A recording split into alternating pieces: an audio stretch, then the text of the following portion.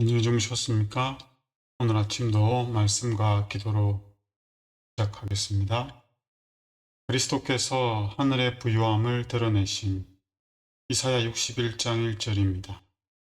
주 여호와의 신이 내게 임하셨으니 이는 여호와께서 내게 기름을 부으사 가난한 자에게 아름다운 소식을 전하게 하려 하심이라. 나를 보내사 마음이 상한 자를 고치며 포로된 자에게 자유를, 갇힌 자에게 노임을 전파하며. 이 말씀은 예수님의 사명을 잘 설명하고 있는 말씀입니다. 예수님이 이 말씀을 땅에 오셔서 그대로 행하셨고, 예수님이 그리스도라는 사실을 의심하던 심내 요한도 이 말씀대로 행하는 예수님의 행해를 통해서 불신을 일소하고 예수님에 대한 확실한 믿음을 가지고 헤롯의 단두대에 그대의 생애를 마감할 수 있었습니다. 우리도 이 말씀이 우리에게 각자 개인적으로 경험되기를 바라는 마음이 있으면 좋겠습니다. 그리스도와 같은 전도자는 결코 없었다. 하늘의 왕이셨던 그분께서 당신 자신을 낮추시고 우리와 같은 인성을 입으신 것은 사람들을 현실 그대로 만나기 위함이었다. 그리스도께서는 언약의 사자로서 구원의 기별을 증거하셨다. 그와 같이 영광의 왕께서 천한 인간의 모습으로 이 도시에서 저 도시로, 이 마을에서 저 마을로 다니시면서 복음을 전파하고 병자들을 고치셨다. 예수님은 더 높아질 수 없는 자리에서 더 낮아질 수 없는 자리로 자원하여 오셨습니다. 그 이유는 우리를 죄에서 구원하기 위해서고, 우리를 죄에서 구원하기 위해서는 우리와 같은 삶을 경험하고 모든 유혹과 시험을 하나님을 믿음으로, 하나님의 의로 승리하셔서 우리가 구원받을 수 있는 의를 마련하셔야 했습니다. 그리고 하나님의 영광을 가리시고 땅에 오셔서 죄인들에게 진리를 가르치고 어떻게 죄에서 승리하는지, 하나님 말씀에 순종하는지를 친히 모본을 나타내 보이셔야 했고, 하나님의 계명에 대한 거짓 고소로 진리를 거짓으로 바꾸어 놓은 그 사단의 그 거짓말을 온 세상에, 아니 온 우주에 드러내야 했습니다. 사람으로서 하나님의 말씀에 순종할 수 있다는 사실을 나타내 보여야 했고, 하나님의 계명은 사랑이며 계명을 주신 분도 사랑이고 그 계명 역시 사랑으로 지킬 수 있음을 나타내 보여야 하셨죠. 그것 때문에 우리와 같은 사람으로 이 땅에 오셨습니다. 그분께서는 그 나라의 큰 연중 축제에 참석하셨다. 그리고 외적인 의식에 사로잡혀 있는 사람들에게 그분께서는 하늘의 사물들을 이야기해주고 영원한 것을 그들에게 보여주셨다. 그분께서는 사람들에게 너무도 단순한 말로 말씀하셨기 때문에 그들은 결코 그 말을 오해할 수 없었다. 그분께서는 부드럽고 예모 있는 덕성으로 죄에 병든 영혼들에게 봉사하셨고 치료와 능력을 가져다 주셨다.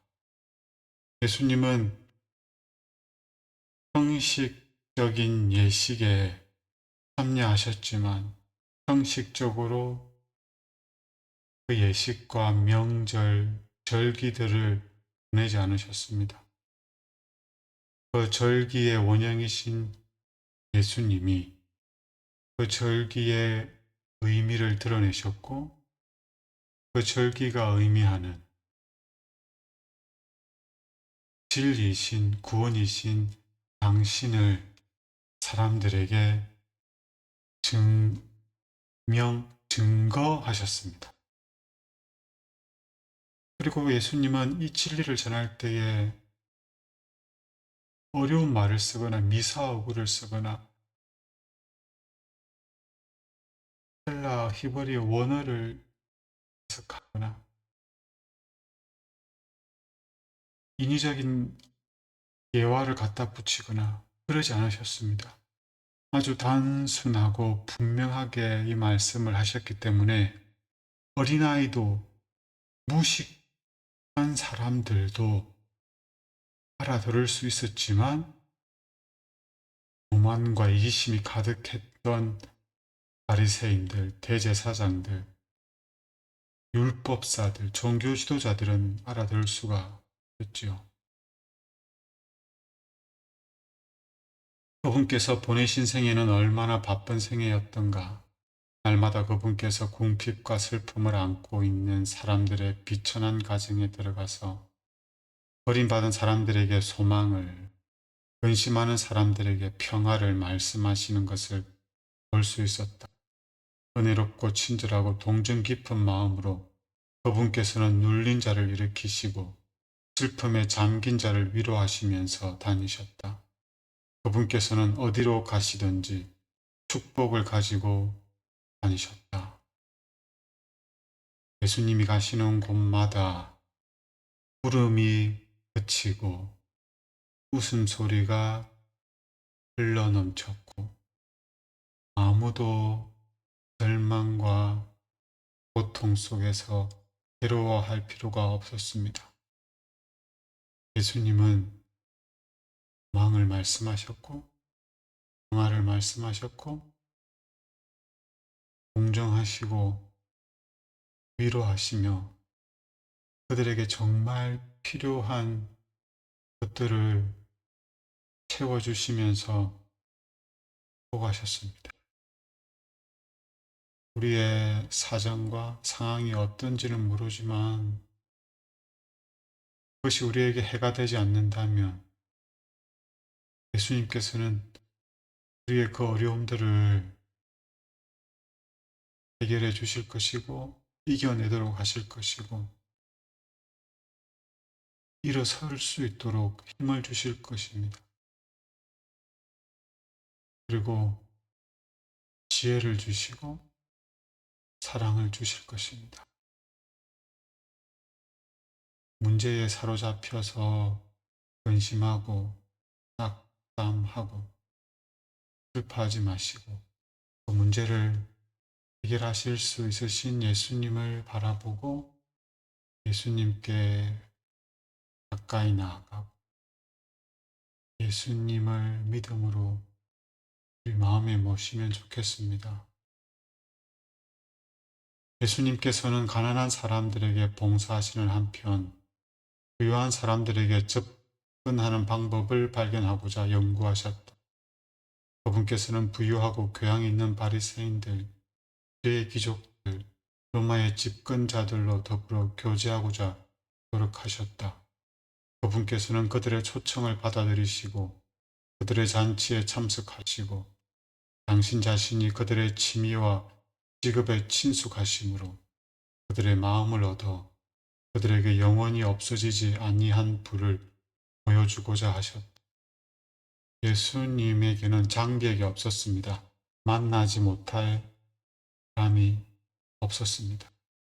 예수님은 가난한 사람, 부유한 사람, 진리를 사랑하는 사람, 진리를 싫어하는 사람, 예수님을 가까이 하고자 하는 사람, 예수님을 멀리 하고자 하는 사람, 예수님을 존경하는 사람, 예수님을 멸시하는 사람, 그 누구도 상관하지 않고 다 예수님은 그들과 가까이 지내고자 하셨습니다. 심지어 그들의 취미, 그들의 직업에 해져서 그들의 마음을 얻고자 하셨습니다. 누군가와 관계를 맺기 위해서 무엇을 해야 할지를 연구하시고 고민하셨습니다. 사랑하면 그렇게 하겠죠. 사랑하면 그의 마음을 얻고자 고민을 하고 생각을 하고 노력을 할 겁니다. 물론 그 모든 노력들이 그들에게 유익한 것으로 전해져야지 그들에게 방종을 하거나 불순종을 하거나 그들의 이기심과 욕심과 교만에 만족을 주는 방법으로는 예수님이 교제하지 않으셨습니다. 그리스도께서는 사람이 하늘에서 능력을 받음으로써 흠없는 생애를 살 수 있다는 것을 보여주시기 위하여 이 세상에 오셨다. 그분께서는 지칠 줄 모르는 인내와 동정 깊은 도움으로 사람들의 필요를 채워주셨다. 그분께서는 부드러운 은혜로 사람들의 심령에서 불안과 의심을 제거해 주시고 저기를 사랑으로 불신을 믿음으로 바꾸어 주셨다. 예수님이 이 땅에 우리와 같은 본성을 가지고 생애하신 이유는 우리도 예수님과 같이 하나님의 모든 말씀에 순종하며 흠없는 생애를 살 수 있다는 것을, 이기는 자의 삶을 경험할 수 있다는 것을 보여주시기 위해서였습니다. 예수님이 흠없는 삶을 사시는 것은 인적이 드문 저 산골에 가서 홀로 돌을 닦으면서 기도하면서 지내는 것이 아니었습니다. 예수님은 끊임없이 곁에 있는 사람들에게 도움을 주셨고 그들의 필요를 채워주기 위하여 수고하셨습니다. 그들의 마음을 헤아리고 그들을 위로하고 그들의 불신을 제거하고 그들의 불안을 잠잠케 하기 위해서 정말 자원하여 희생하는 사랑을 나타내셨습니다. 우리 곁에 있는 사람을 섬기는 것, 우리 이웃을 위하여 봉사하는 것, 이것이 흠없는 생애의 아주 좋은 칠례라고 할 수 있겠습니다. 예수님 같은 삶을 산다는 것은 내 곁에 있는 사람을 예수님이 나를 사랑하신 것처럼 사랑하는 것입니다. 그것이 바로 완전한 순종이고 하나님의 품성과 일치하는 것이고 거룩한 것이며 흠없는 생애입니다. 예수님이 이것을 우리에게 알려주기 위해서 오신 것입니다. 하나님, 예수님의 공생의 삶을 저희들이 천천히, 찬찬히, 깊이 들여다보고 묵상할 수 있도록 도와주십시오. 예수님의 흠없는 삶, 끊임없이 구하며 곁에 있는 사람들을 위하여 봉사하는 삶, 그들의 필요를 채우며 그들의 마음을 하늘을 향하도록 하기 위하여 연구하신 그 예수님의 모본을 생각하게 해주십시오.